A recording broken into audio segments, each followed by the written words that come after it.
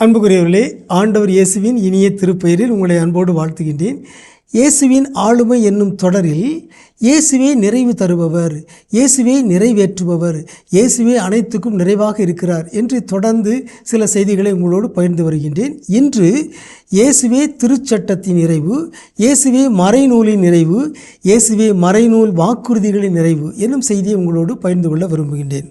லூக்கா நற்செய்தி 4வது அதிகாரத்தில் இயேசு தாம் வளர்ந்த ஊராகிய நாசரேத்துக்கு வருகிறார். அங்கே எசாயா இறைவாக்கு நூலை எடுத்து அவர் வாசிக்கின்றார். எப்படி வாசிக்கிறார்? ஆண்டவருடைய ஆவி என் மேல் உள்ளது, ஏனில் அவர் எனக்கு அருள் பொழிவு செய்துள்ளார். ஏழையருக்கு நற்செய்தி அறிவிக்கவும், சிறைப்பட்டோர் விடுதலை அடைவர், பார்வையற்றோர் பார்வை பெறுவர், ஒடுக்கப்பட்டோர் விடுதலை பெறுவர் என்று சொல்லப்பட்டிருக்கிற இந்த பகுதிகளை அவர் வாசிக்கிறார். வாசித்து முடித்துவிட்டு இங்கே கிளைமேக்ஸ் நிறைவு வருகிறது. எப்படி? 20வது இறைமொழி வாசிக்கின்றோம். பின்னர் அந்த ஏட்டை சுருட்டி ஏவலரிடம் கொடுத்துவிட்டு அமர்ந்தார். லூக்கா ஒரு சஸ்பென்ஸாக ஒரு வாக்கியத்தை போட்டிருக்கிறார். தொழுகை கூடத்தில் இருந்தவர்களின் கண்கள் அனைத்தும் அவரையே நோக்கி இருந்தன. Punch dialogue 21. அப்பொழுது அவர் அவர்களை நோக்கி, நீங்கள் கேட்ட இந்த மறைநூல் வாக்கு இன்று நிறைவேறிற்று என்றார்.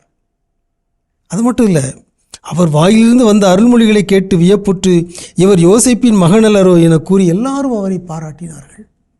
ஆகவே இயேசு தாம் வாசித்த அந்த எசாயா இறைவாக்கு நூல், பார்வையற்றோர் பார்வை பெறுவர், நடக்க இயலாதவர் நடப்பார்கள், அடிமைப்பட்டவர்கள் விடுதலை பெறுவார்கள் என்கிற இந்த அனைத்து வாக்குறுதிகளும் இன்று என்னில் நிறைவேறிற்று என்று இயேசு சொல்கிறார்.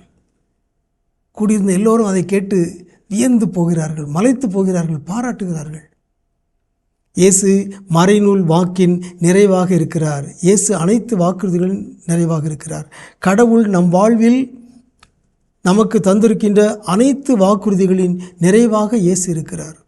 எனவே இயேசுவை நாம் அணுகிச் செல்ல வேண்டும். எனவே இயேசுவிடம் நாம் நம்முடைய